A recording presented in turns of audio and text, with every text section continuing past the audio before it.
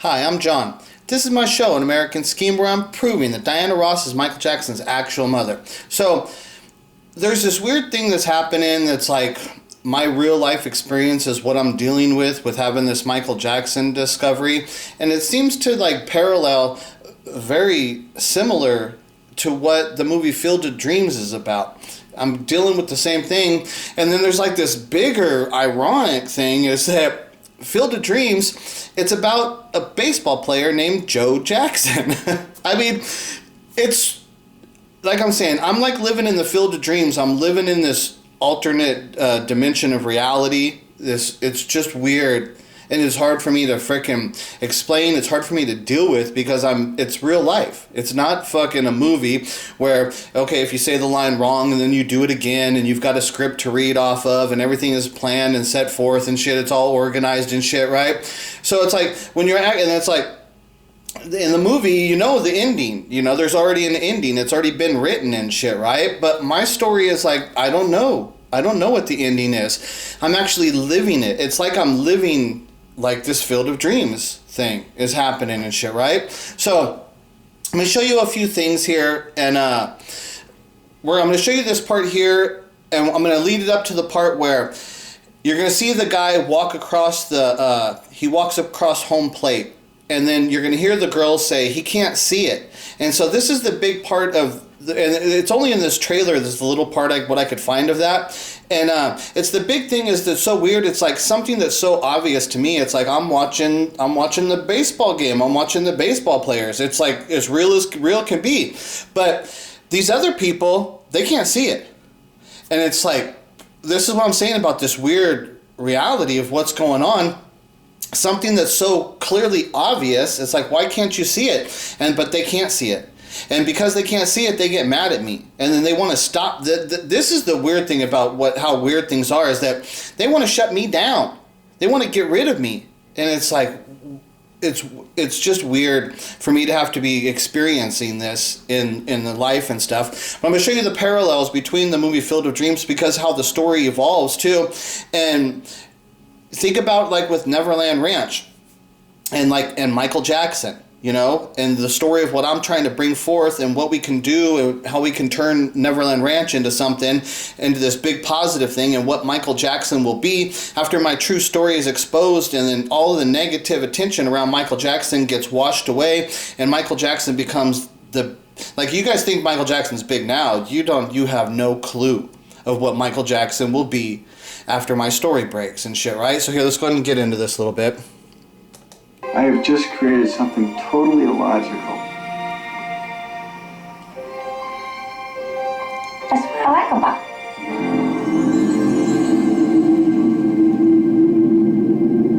If you build it, he will come. If you build it, he will come. If you build what, who will come? He didn't say. I hate it when that happens. Me too. Who's hearing voices? Ray is. I think I know what "if you build it, he will come" means. Ooh, why do I not think this is such a good thing? Daddy, there's a man up there on your lawn. Are you a ghost? What do you think? You look real to me.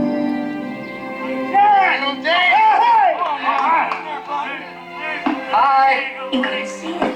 This is really interesting. See, he couldn't see it. He couldn't see it. That's what you know, the part that's like that part right there. I wanted to show you more of that, but I couldn't find the actual clip of like that part, and then there's other stuff there that I wanted to show you. But I couldn't actually find it and stuff, right? But I found that little piece to show you the thing. You can see him walk right in front of the baseball game, and he doesn't see it, you know. And then they're just like, he can't see it. And this is how it goes with me. It's like with the Michael Jackson fans and like what I have to deal with. It's like, dude, you guys are Michael Jackson fans and you can't see it. You don't see what I'm seeing. And it's weird. And that's why it's like, why? And then so the people are like, who's hearing voices? It's like, American Scheme's hearing voices and shit. Everybody's looking at me weird and shit, right? And it's like I'm on the other side. You know, there's just no doubt about it. And so all the Michael Jackson fans, you're still back there. You know, I went to the other side. And this all began because of Michael Jackson. And like I said, like the movie, it's all about Joe Jackson. And it's like, this movie is just really, really weird. So I'm going to show you another clip from the movie. Now, this is like, here's the guy that he couldn't see it, right? And he's telling him, you got to sell, you got to get rid of this, you know, get back and snap back into reality. And that's what I'm saying. It's like, dude, I'm on the other side. I'm watching the ball game and shit, you know. I'm way too deep into this shit to stop. There's no way for you to get me to think that what I'm seeing is not real. It's real. It's impossible. So it's like, how do I get you guys? How do I bring you guys over to this side? Because you guys are all the negative ones. I hear every single comment, which is so ironic, is that every single person out there that's in the Michael Jackson community, I've seen all of them post these comments of how we need to treat people, how we need to show people respect and stuff. And then they turn to me and all they do is treat me with no respect. They are negative towards me. They don't listen to any of my thoughts. They will give me no chance. And it's like, you guys are the ones that are the fake ones. You guys make these statements, but then in the reality, when it's time for you to come and show the truth, the fruits of your labor, and show your interactions with me, you fail. Every time you fail. And it's not even close. You guys are fucking, I've left you behind. I am on the other side. And you guys want me to shut down my field of dreams and shit and all this fucking stuff of what's going on? You want me to shut it down so I can go back and be like you? It's ridiculous. All right, this is fascinating, it is. But the fact remains is that you don't have the money to bring the mortgage up to date, so you're still gonna have to sell. I'm sorry, Ray. See, doesn't he sound like Matt's FTR? Okay, yeah, sure, John, it's fascinating. Yeah, sure, what you're doing, yeah, it's interesting and stuff. But here, sell, get rid of this shit. Tear it down. Get rid of it. We don't want to see that shit. That's what I'm saying about like people like Matt's FTR. It's like, dude, you're on that side. You're fighting against me. You have no vision. You have no understanding of what's taking place. And it's because how weak and pathetic you are as a human being. You're flawed. You're not the person that you claim to be. You're not. All of you Michael Jackson fans, none of you are real. None of you have the vision because you're trying to shut down what I'm doing, and what I'm doing is bringing Michael Jackson back to life. Just like in the movie, he's bringing Joe Jackson back to life, trying to clear up the problems of what had happened with him because he had the legal problems, because the movie Field of Dreams is about the 8 Men Out where they had thrown the World Series and then Joe Jackson got kicked out of baseball forever. He got lifetime banned out of baseball. And it's like, that's what I'm saying with like Michael Jackson. This story parallels the same thing. It's like, well, they all accused Michael Jackson of being a pedophile. Then he had to leave the Neverland Ranch, and the Neverland Ranch isn't the Neverland Ranch anymore, and he's got this stigma of being a pedophile. My story clears up all of that shit. It's just like, and I got the Michael Jackson fans are the ones fighting against me, trying to shut me down. We got no choice. Ray, people will come, Ray. They'll come to Iowa for reasons they can't even fathom. They'll turn up your driveway, not knowing for sure why they're doing it. They'll arrive at your door as innocent as children, longing for the past. Of course, we won't mind if you look around, you'll say. It's only $20 per person. They'll pass over the money without even thinking about it. For it is money they have, and peace they lack. Ray, just sign the papers. And they'll walk out to the bleachers, sit in shirt sleeves on a perfect afternoon.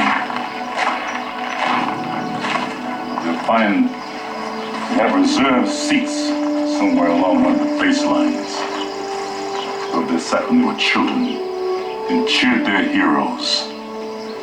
And they'll watch the game, and it'll be as if they'd dipped themselves in magic waters. The memories will be so thick, they'll have to brush them away from their faces. Ray, when the bank opens in the morning, they'll foreclose. People will come, Ray. You're broke, Ray. You sell now or you lose everything. The one constant through all the years, Ray, has been baseball. America has rolled by like an army of steamrollers. It's been erased like a blackboard, rebuilt and erased again. Baseball has marked the time. This field, this game, is a part of our past, Ray. It reminds us of all that once was good, and it could be again. So that's what I'm saying about like Neverland Ranch and shit, and Michael Jackson. Clearing up his name and his image, and then maybe Neverland Ranch turns into something else. We don't know what the next steps are, but how he's talking about like baseball has stood the test of time. It's part of everything, and it's a part of what America and the childhood and the innocence. And it's like, well, that's what like Neverland Ranch could be.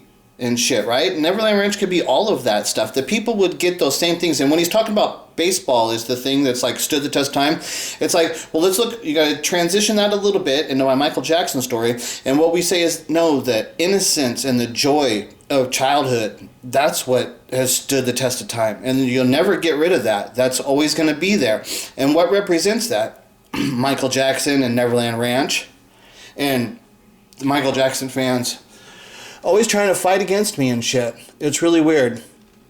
Now, everybody, they always claim, oh, Michael Jackson had such a bad childhood. And I keep saying that you're wrong. You're wrong. Now, he had to do things with Joe Jackson and stuff like that, but all of that stuff would have went away as Michael Jackson became an adult and he watched all of his brothers and his sisters have children and all of the family thing, and they became bigger stars. All of that pain of the childhood stuff, he would have understood it because he's an adult now, and he would have understood that there was a means to an end, and Joe Jackson is having to deal with a lot of pressure, and he had to do what he did for the betterment of all the family. As an adult, Michael Jackson would have understood that stuff and he would have let that stuff go. But there's something that clearly obvious that everybody knows as a Michael Jackson fan, that he's got this pain connected to his childhood, something that he cannot let go of. It's there. There's something he can't let go of. And it's my story. When you actually look at what would actually cause that pain, what would have done this, what is he actually talking about? Well, being an abandoned child, being informed by Diana Ross at 10 years old that she was his real mother. And then he had to keep living with the Jacksons. And then he had to create his songs and none of the fans could see it. It's that thing he had to deal with the reality. It's like he's on the other side and all you people think you know what's going on, but nobody can see it. Michael had to deal with all of that fucking shit. But the fans don't care. They have their image of what they think Michael Jackson is about, and they will not give it up. Because it's about them. That's what I keep saying about the fans. You don't care about Michael Jackson. What you care about is your beliefs and your understandings of what you think it is. Start caring about him and you'll see the truth. So, now, just take it into context how Michael Jackson talks about his childhood and everything of what happened and stuff, right? And what Neverland Ranch represented. So if that stuff was true about how mad he is at Joe Jackson and all this stuff, then how is it possible for this to occur? Jackson Day represents a day for our father. We don't celebrate birthdays really, so we create a day for our father and a day for our mother. All the family comes and we present them with speeches, how we feel about them.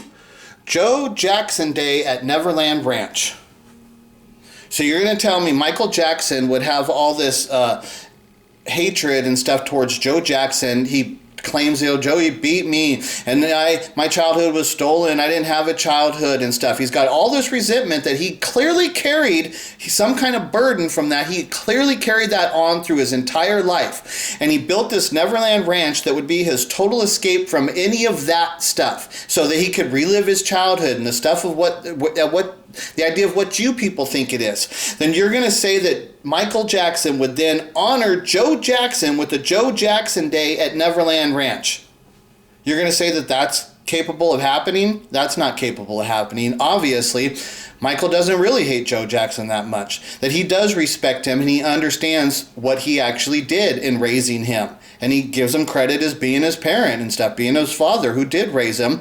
And he understands what it is for the family. Michael still was a big part of that stuff. And he brought it to the Neverland Ranch too. It's not possible with the story of what you guys believe. This overrides that and shows you that the pain of Michael Jackson's childhood and all of that stuff of what he's talking about, it's something else. There's something else there that's going on. It's not what you people think it is. It's something else. And when you actually look at Michael Jackson's artwork and you actually look at his life experience, then you see the truth, is that Michael was abandoned as a child. Michael Jackson's real parents are Diana Ross and Smokey Robinson. Michael Jackson wrote the song Billie Jean about Diana Ross informing Michael Jackson that she was his real mother when Michael's 10 years old and living in her house while Diana Ross is filming the movie Lady Sings the Blues, as which he's playing the character Billie Holiday. What's the first line to the song Billie Jean? Oh, she was more like a beauty queen from a movie scene. Oh, but Michael's just talk about just some random girl, and look at how he talks about this Billie Jean. You guys created to be just some fantasy person, but you actually look at the words. It's very specific, and you actually relate it to Michael Jackson's timeline and his life experience. You can see exactly what he's actually talking. It's clearly obvious. That's what I'm saying. I'm on the other side. I'm watching the game. I see the baseball players. You know, I'm living in this Field of Dreams movie. And what I say, that's just so weird that the Field of Dreams happens to be about Joe Jackson. It's Shoeless Joe Jackson. It happens to be about Joe Jackson.